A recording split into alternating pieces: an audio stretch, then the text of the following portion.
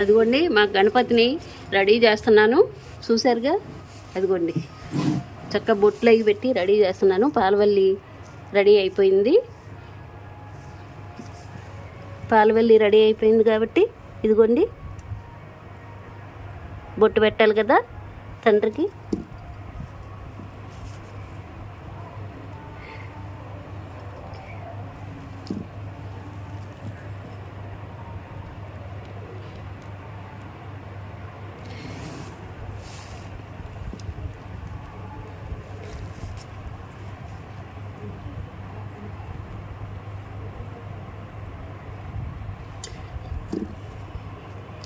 ఇదిగోండి బొట్టు పెట్టేశాను.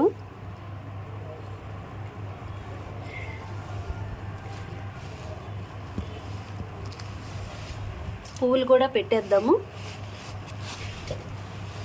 ఇదిగోండి రెడీ చేస్తున్నాను చక్కగా అవన్నీ. పాలవెల్లి కూడా చక్కగా రెడీ అయిపోయింది. అన్నీ పూర్తి అయిన తర్వాత నేను మీకు చక్కగా చూపిస్తాను. ఓకే, అంతా రెడీ అయిపోయింది. మరి ఈయన అసలైన ఆయన రెడీ అవ్వాలి కదా.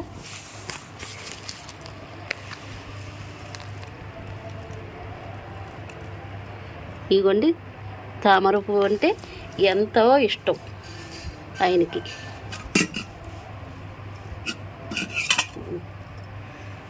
తెలుసండి, తామర పువ్వు అంటే ఎంతో ఇష్టం. ఇదిగోండి